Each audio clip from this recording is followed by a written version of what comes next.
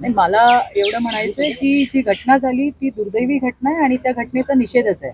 आणि त्यासाठीच आज मी आणि प्रसाद दादा आम्ही तृप्तीला भेटायला आलोय. जसं दादाने सांगितलं की तृप्तीचे आणि आम्ही एकत्र कामही केलंय आणि बऱ्याच वर्षांपासून आम्ही एकमेकांना ओळखतो. खरं तिच्या धाडसाचं पण कौतुक आहे की तिने या विषयाला त्या ठिकाणी वाचा फोडली. मला वाटतं देशामध्ये भारतीयता आणि त्याबरोबरीने महाराष्ट्रामध्ये मराठी पण हे जपलं गेलंच पाहिजे. आणि त्यामुळे झालेली गोष्ट ही चुकीचीच आहे. मला वाटतं गुन्हा दाखल झालेला आहे.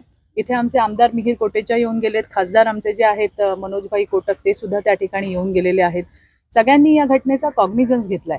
पण मला असं वाटतं विचार पण करण्याची अशी गोष्ट आहे की गेली 25 वर्ष मराठी माणूस आणि मराठी माणसाच्या जीवावरती राज्य करणारे जे बेगडी जे सगळे होते त्यांचं आता कुठेतरी बेगडं पण समोर येतंय का असं पण म्हणायची एक वेळ आली आहे. कारण तुम्ही बघा की गिरगाव, दादर, परळ, लालबाग इथपासनं मराठी माणूस का आक्रसत गेला हे सुद्धा विचार करण्याची गरज आहे. म्हणजे मराठी आमचा धंदा, निवडून द्या यंदा, अशाच पद्धतीची निर्लज्ज भूमिका या मराठी मनोहरांनी त्या ठिकाणी घेतली आहे. पण तुम्हाला मी जबाबदारीने सांगते की मराठी पण त्या ठिकाणी आम्ही वाढवू आणि मराठी संस्कृती आहे ती सुद्धा त्या ठिकाणी वाढवण्याची आणि आमची ही स्पष्ट भूमिका आहे. त्यामुळे या संदर्भामधला दादा आमदार आहे. दादाने सांगितलं की कशा पद्धतीने जे DDR आहेत त्यांच्याकडे कुठलं नोटिफिकेशन वगैरे, मला वाटतं मिहिरभाई सुद्धा या संदर्भामध्ये बोललेले आहेत.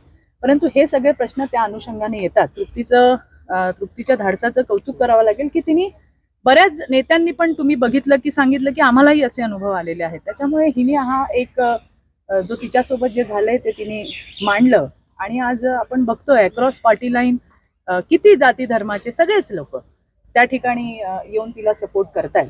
त्यामुळे मला असं वाटतं की जशी भारतात भारतीयता त्या पद्धतीने महाराष्ट्रात मराठी पण टिकलं पाहिजे आणि महाराष्ट्रावर पहिला हक्क म्हणजे मुंबईवर पहिला हक्क हा मराठी माणसाचाच आहे. त्याच्याबद्दल दुमत नाही आणि ही आमची स्पष्ट भूमिका आहे.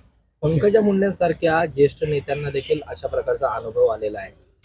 हे ठिकठिकाणी दिसून येतं अशा प्रकारचं. तर नेमकी आता काय मागणी असणार आहे? महिला आयोगाने देखील या संदर्भात आता पुढे येऊन त्यांनी काय कारवाई केलंय हे मला माहित नाही. परंतु राज्य सरकार म्हणून आम्ही काय करणार आहोत याच्याबद्दलची स्पष्ट भूमिका आमदार आमचे बंधू प्रसाददादा यांनी दिलेली आहे. आणि मला वाटतं सरकारची जी भूमिका असेल ती येणाऱ्या दिवसामध्ये अतिशय स्पष्टपणे त्या ठिकाणी नमूद केली जाईल. आणि या गोष्टीमध्ये किंवा जी ही काही घटना घडली त्यात समर्थन नाहीच. आता आमचे जे लोकप्रतिनिधी आहेत ते मराठी, गुजराती सगळ्यांसाठीच काम करतात. सगळ्यांचीच मतं त्यांना मिळतात.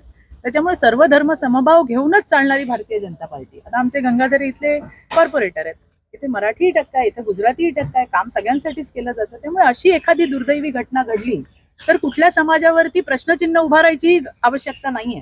कारण अशा घटना ज्या घडल्या ते सगळेच त्या मानसिकतेचे असतील असं म्हणणंही पूर्णपणे चुकीचं आहे. त्यामुळे असे बरेच लोक आपल्याला पाहायला मिळतील की ज्या ठिकाणी चांगल्या पद्धतीचं सहकार्य आहे, परंतु एक घटना ही घडली, ती घटना दुर्दैवी आहे आणि या घटनेचा निषेध आम्ही करतो.